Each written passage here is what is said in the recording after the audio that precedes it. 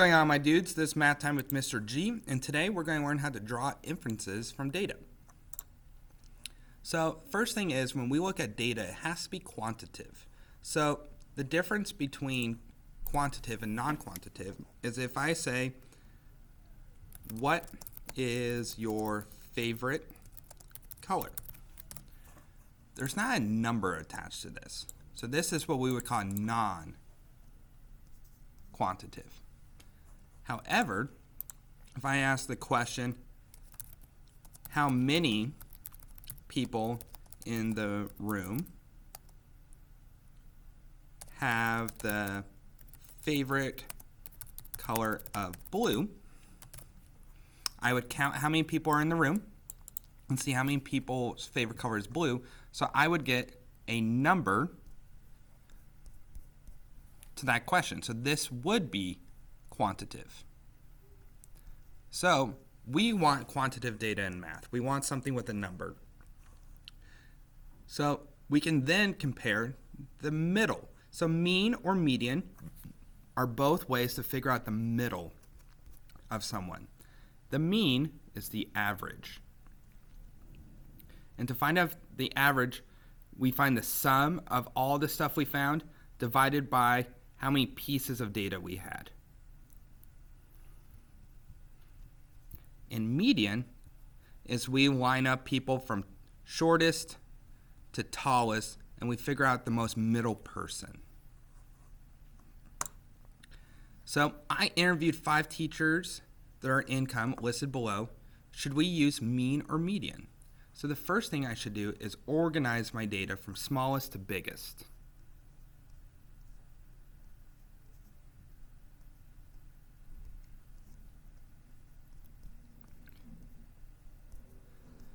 Then I should ask my question, is my data all kind of around the same area?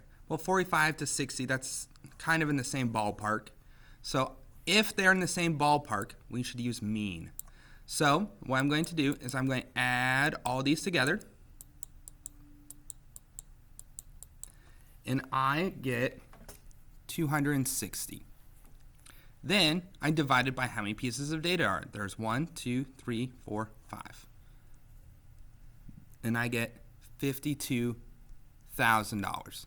So the average teacher salary using mean is $52,000. Even though none of the teachers I interviewed made $52,000, that is the most middle number I could find for them. Next, I interviewed 5 people from Seattle, their income listed below. Should we use mean or median, and why? So the first thing I should do is I should list everyone from smallest to biggest.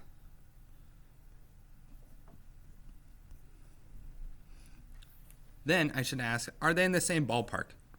Is $50,000 in the same ballpark as $1 billion? Probably not. So mean, if I were to add all these up, this number would ruin it because it doesn't represent everyone else. So we should do median. Median means take the bottom number, cross it out, take the top number, cross it out. By doing that, we get rid of the extreme.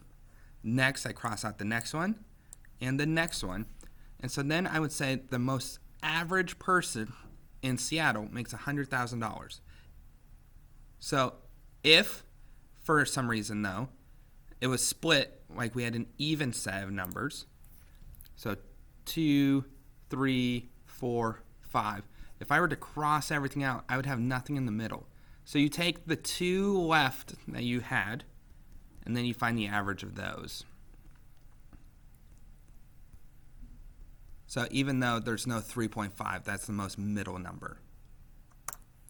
Other than that, be kind to one another, ask lots of questions, and think deeply.